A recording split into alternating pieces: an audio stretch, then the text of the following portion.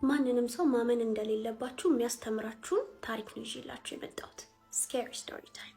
እንዴት አብሮ አደጌን ጓደኛዬን እህቴን አላምናትም ትሉ ይሆናል። ይህን ታሪክ ከሰማችሁ በኋላ ግን ጥያቄ ሊፈጥርባችሁ ይችል ይሆናል። ሰብለና እድል ይባላሉ። ወደ ገጠራማው አካባቢ ነበረ ኑሯቸው። ያው ገጠራማው አካባቢ ጠበብ ያለ ነው፣ ሁሉም እርስ በርስ ይተዋወቃል። ሰብለና እድል በእድሜ ኩያሞች ናቸው። አብረው ነው ያደጉት ስንል አብረው ነው የሚበሉት የሚጠጡት፣ ወደ ትምህርት ቤት የሚሄዱት፣ ሁሉንም ነገር የሚያደርጉት አብረው ነው። አንድ ሳምንት አንዷ ቤት ካደሩ ቀጣዩን ሳምንት ደግሞ ሌላኛዋ ጋር፣ በዚህ ሁኔታ ነበር የኖሩት። ሁለቱም እናቶቻቸው ይቀራረባሉ። በሰብለና እድል ምክንያት እናቶቻቸውን በጣም ጥሩ ጓደኛ ማማቾች ለመሆን ችለው ነበረ። ሰብለና እድል ቆንጆ ሴቶች ናቸው። ግን ብዙ ጊዜ እድል ስትለብስ ያምርባታል። መልክ ኑሯት አይደለም፣ ሰብለ ትበልጣታለች በመልክ። ግን እድል ብዙ ጊዜ አትራክሽን አላትና ሰው አይቷቸው ሁለቱን ወደ እድል ነበረ የሚሳበው። ሰው የምትዘንጠው በቃ አንድ አይነት ልብስ ለብሰው ሰው ግን ወዲያውኑ የሚያየው እድልን ነበረ ከሰብለ ይልቅ። እና ሰብለ በውስጧ ለምንድን ነው እንደዚህ ሆኖ እያለች ታስብ ነበረ።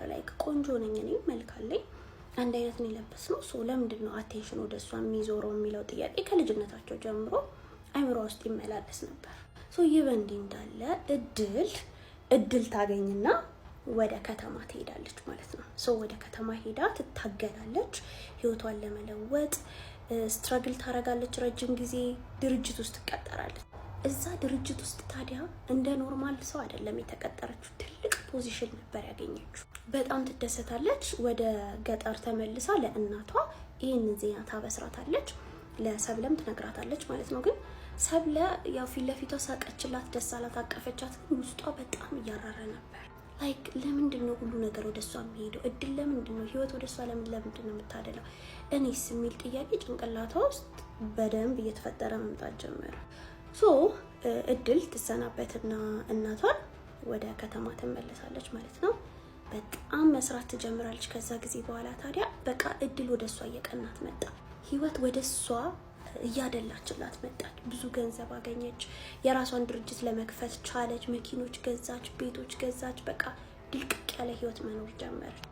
ለፍታበታለች ይህንን ህይወት። የሆነ ጊዜ ላይ ወደ ገጠር ሄጄ ያው ቤተሰቦቼና ጓደኞቼን ቪዚት ማድረግ አለብኝ ብላ ታስብና ትሄዳለች ማለት ነው። ስትሄድ ታዲያ በጣም በሚያምር መኪና ልክ እዛ ስትደርስ የሰፈር ሰው በሙሉ ግልብጥ ብሎ እሷን ሊያያት ወጣ። እናቷ በለቅሶ በደስታ መሬት ላይ ተንበረከከች።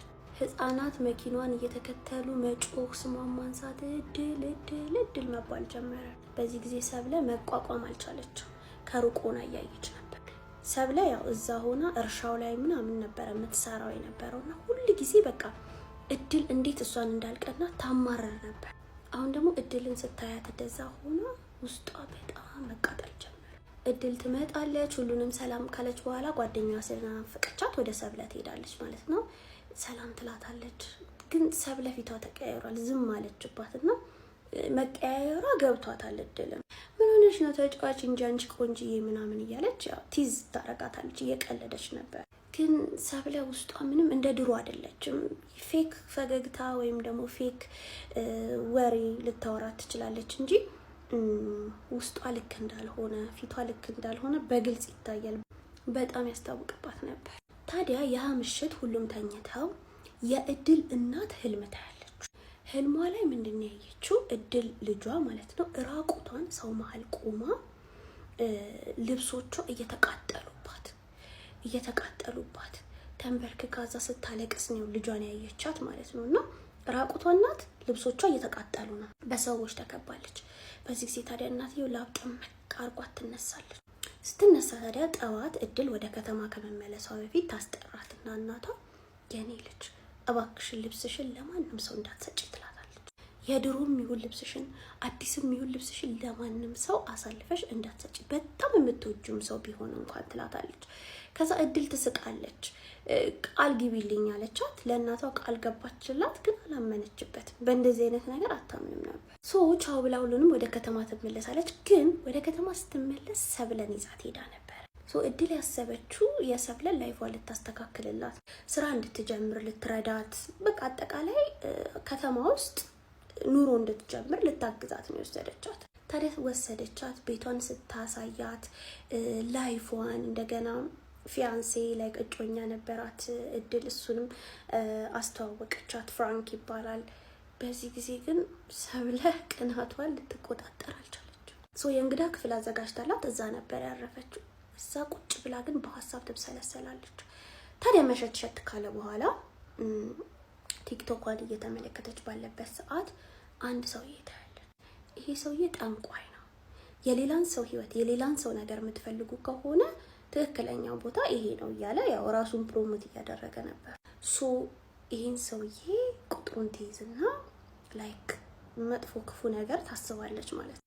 ታዲያ ጠዋት ላይ እድል ትጠራትና እድል ድርጅቷ ውስጥ ልታስቀጥራት እንዳሰበች ትነግራታለች። ግን ሰብለ አልፈልግም ትላታለች። አልፈልግም የራሴን ቢዝነስ ነው መጀመር መፈልገው ስትላት እድል ገንዘብ ትሰጣታለች። ገንዘቡን ትቀበልና ወዴት ትሄዳለች? ሰብለ ያ ጠንቋይ ያለበት ቦታ ትራቭል ታደርጋለች። ወደዛ ከደረሰች በኋላ ሰውየውን ታገኘዋለች። ለምን እንደመጣች ታስረዳዋለች። በቃ ህይወቷን ሙሉ መውሰድ ነው የምፈልገው፣ ዝናዋን፣ ስራዋን፣ መኪኖቿን፣ ቤቷን፣ ያፈራችውን ንብረት እና እጮኛዋን ትለዋለች ለሰውየው። ሰውየው ምን ይላታል? በየ2 ሳምንቱ የድሮ ልብሶቿን ይዘሽ ነይ፣ በየ2 ሳምንቱ የሆነ የድሮ ልብሷን ይዘሽ ትመጫለሽ በየ2 ሳምንቱ አላት ማለት ነው። ግን ይሄ ልብስ በስጦታ መልክ ደስ ብሏት የሰጠች ነው እንጂ መሆን ያለበት አንስተሽ ወይም ደግሞ ሰርቀሽ ካመጣሽ አይሰራም ይላታል ማለት ነው። በመሀልችን ኢንፎርሜሽን ሰጣችኋለሁ። የእንግሊዘኛ ኦንላይን ክላሳችን እንደቀጠለ ነው። ቀጣይ ዙር ተጀምሯል። መመዝገብ ትችላላችሁ። ዲስካውንት ላይ ነን። ከቤታችሁ ሆናችሁ እንግሊዘኛ ቋንቋ መናገር፣ ማንበብ፣ መጻፍ መማር የምትፈልጉ ሰዎች ኢትዮጵያ ውስጥም ከኢትዮጵያም ውጪ የትም ሀገር የሚያስፈልጋችሁ ስልክና ኢንተርኔት ብቻ ነው። ያው ይሄ የምታውቁት ነገር ነው። እንግዲህ ለአመታት የአብያና የእንግሊዘኛ ቋንቋ ትምህርት ቤት ተማሪዎችን ሲያግዝ የነበረ ትምህርት ቤት ነው። እውቀት እያላችሁ እየዘነጣችሁ እንግሊዘኛ ቋንቋ ኢንተርናሽናል ቋንቋ አለማወቅ ግን ከባድ ነው ጋይስ። አትሊስት የተወሰኑ ነገሮችን መረዳትና ማውራት መቻል አለባችሁ። ኮንፊደንሳችሁን ማዳበር መቻል አለባችሁ። የትም ሀገር ብትሄዱ እንግሊዘኛ ቋንቋ ግድ ነው። ስለዚህ እኔ ጋር ኦንላይን በቀን 2 ሰዓት ብቻ ሰጣችሁ መማር ትችላላችሁ። በግሩፕ እና በፕራይቬት ወይም ቪአይፒ ክላስ ተዘጋጅቶላችሁ። ይሄንን ከሰውየው ጋር ትባባልና ሰብለ ትመለሳለች። ትመለስና ትጠራታለች እድልን ማለት ነውና እድል ልብሶችሽ በጣም ያማምራሉ። ቆንጆ ቆንጆ አዳዲስ ልብሶች አሉሽ። እኔም እንዳንቺ መዘነጥና ማማር ፈልጋለሁ።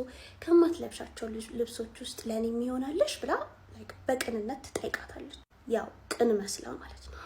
እድልም ላይክ ትጎትታትና ወደ ክሎዜቷ ወደ ልብሶቿ ያሉበት ተወስዳትና የድሮ የምትላቸውን ማለት ያለበሰቻቸውን ግን አዳዲስና ክላሲ የሆኑ ቀሚሶችን፣ ልብሶችን፣ ይሄ ክራፕቶፖችን አውጥታ ትሰጣታለች ማለት ነው። ያው በደግነት ሰብለ ግን እነዛን ልብሶች ወዴት ነው ይዛ ሄደችው?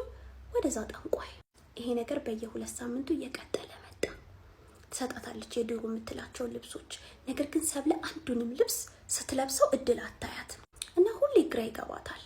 ልብሶች ትሰጣታለሁ ግን አትለብሳቸውም። የሆነ ጊዜ ታዲያ ጠየቀቻት። ስትጠይቃት ሰብለ ምን አለቻት?